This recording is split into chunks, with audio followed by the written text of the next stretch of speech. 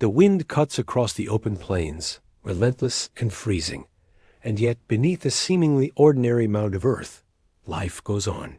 Fires burn, families gather, and warmth seeps through thick earthen walls, while outside, temperatures drop far below zero. This wasn't luck. It wasn't magic.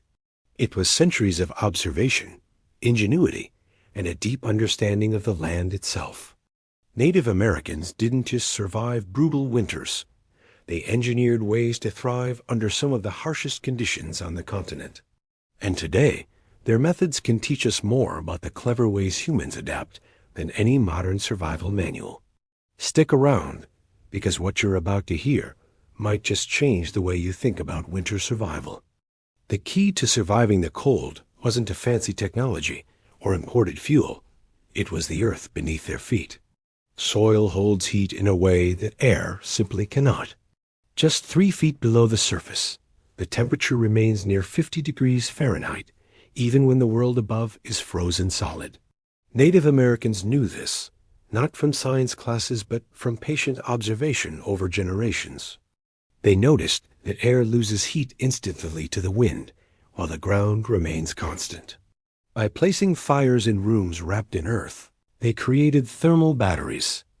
The soil absorbed warmth during the day and released it slowly at night, keeping families comfortable without endless fuel.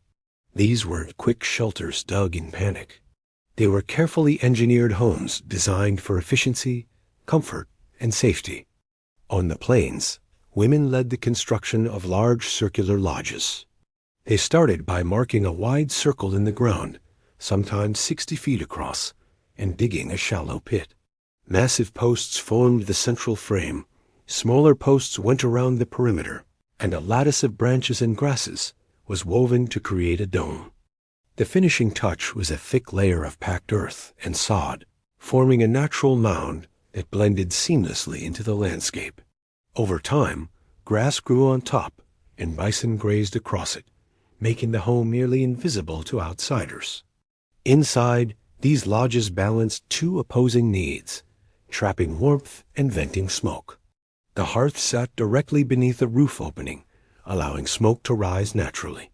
Fresh air entered through a low entry tunnel, traveling along the floor toward the fire, getting heated and rising as smoke. No fans, no bellows, just clever use of convection. The hotter the fire burned, the stronger the airflow. It was a simple system, but incredibly effective, allowing families to stay warm while maintaining clean, breathable air inside. On plateau lands in colder regions, homes were dug even deeper. Families would descend 6 feet into the earth, entering through the roof with notched ladders and early designs. Later, side tunnels improved access and airflow. Inside these spaces, deflector walls redirected cold drafts away from people sitting near the fire.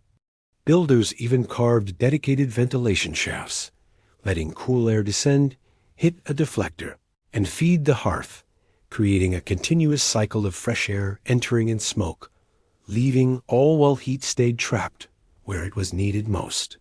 What made these underground homes so remarkable wasn't just architecture, it was physics made practical. Thick walls and packed earth functioned as thermal mass, absorbing heat during the day and releasing it at night. A small fire could warm an entire lodge or pit house without wasting fuel. Cold drafts were neutralized by strategic tunnel placement and deflector walls, meaning oxygen flowed efficiently to the fire while smoke exited naturally. These homes were sustainable, energy efficient, and perfectly adapted to the climate. It is the kind of design modern passive solar houses aspire to, but centuries ahead of its time. These homes weren't merely practical, they were infused with culture and tradition. The central posts in many lodges symbolized the pillars holding up the sky. Small holes in the floors of pit houses, known as sipapu, represented portals through which ancestors emerged from the underworld. Cooking, sleeping, and living inside these structures connected people to their creation stories, making the home both a practical and spiritual space. Women owned and managed construction, passing knowledge from grandmother to granddaughter, which wood resisted rot, which angles helped shed snow, and which prayers should be said when raising center posts. Every lodge or pit house was a lesson in engineering, survival, and cultural memory, all rolled into one. This wasn't unique to one tribe or region. Across the globe, from the Arctic to the Andes, from Siberia to Japan, pre-industrial cultures discovered the same principle. Winter's answer lies beneath the feet. Earth keeps its temperature, absorbing and storing energy, providing a constant and reliable source of warmth.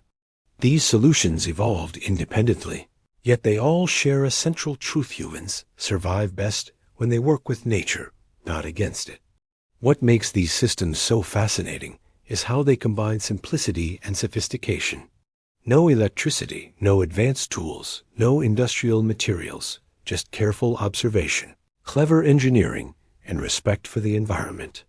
For anyone interested in survival, history, or architecture, these underground homes offer lessons in efficiency and resourcefulness that are timeless.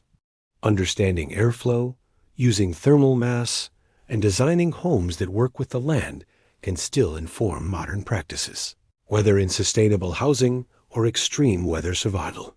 The Native Americans didn't conquer winter, they collaborated with it. They understood that the ground is steady, older than any storm, and asks nothing for its warmth but respect. Fire and soil, carefully combined, became tools of survival, and knowledge passed from one generation to the next ensured families lived through winters that would have killed the unprepared. When spring finally arrived, families climbed into daylight, blinking in the sun, alive because the earth had kept them warm all winter. These underground homes are more than historical curiosities. They are proof that human ingenuity, observation, and adaptability can solve even the harshest challenges. They remind us that survival isn't about brute force. It is about understanding the natural world and working in harmony with it. If you want more stories of forgotten human ingenuity and survival techniques that shaped history, make sure you subscribe to the Forgotten Warfronts and share this video with anyone who loves discovering the clever ways people adapted to impossible conditions. These lessons from the past might just change the way you see the world today.